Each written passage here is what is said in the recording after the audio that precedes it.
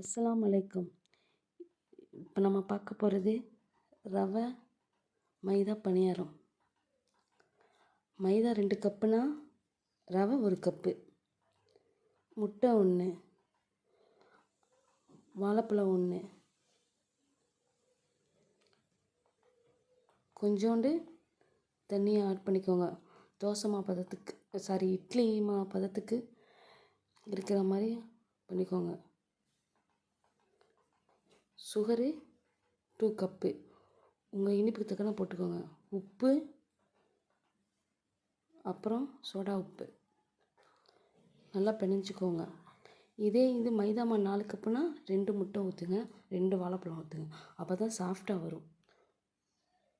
இப்போ oil,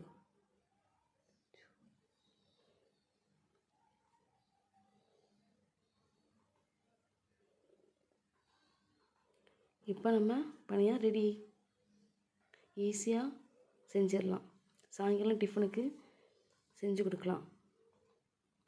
okay friends, பாய்.